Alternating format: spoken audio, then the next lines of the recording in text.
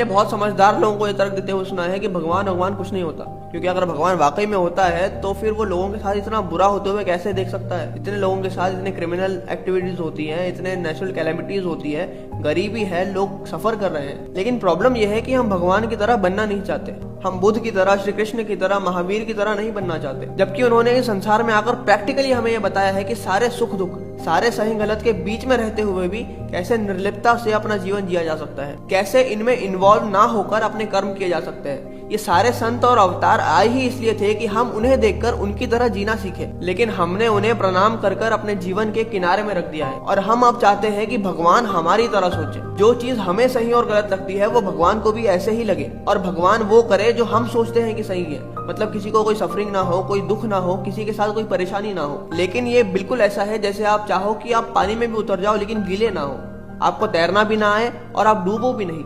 अरे पानी का तो नेचर है आपको गीला करना, और अगर आपको तैरना नहीं आता है तो आप डूबोगे। लेकिन अगर आपको तैरना आता है तो आप उसी पानी में आनंद से तैरते हुए जीवन का मजा लोगे। और बाहर से लोग देखकर ये बोलेंगे कि देखो देखो पानी कितना बुरा है, एक को तो डुबा दिया और दूसरे को तैरने दे रहा है। जबकि ये पानी की गलती नहीं है, बल्कि ये हमारी और आपके सोच की सीमा है। इसी तरह ये प्रकृति का स्वभाव है।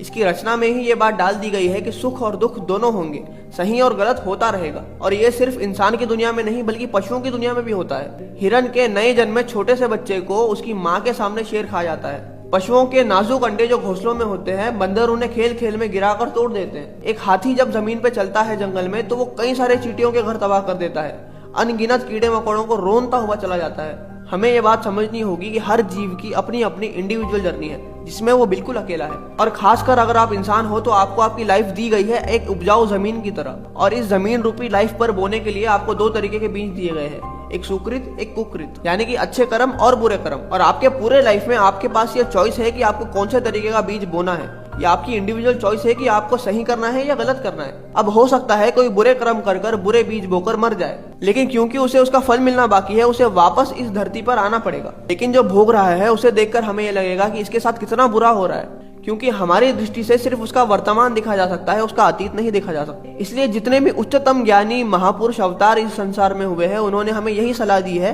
कि आप अपने जीवन को सही रास्ते पर रखो। भगवान आपके सुख और दुख की जर्नी में तब तक दखल नहीं देते जब तक कि आप कर्म कर रहे हो। जब तक आप निष्काम होकर पूरी तरह से समर्पित नहीं हो जाते तब तक सुख और दुख होता रहेगा। जब आप स्विमिंग सीखने जाते हो तो वहां पर ट्रेनर भी आपको यही बोलता है कि पूरी तरह से रिलैक्स होकर अपने आप को पानी को सौंप दो, क्योंकि जितना पैनिक करोगे और जितना स्टिफ आप अपनी बॉडी को रखोगे उतने ही आप डूबते जाओगे।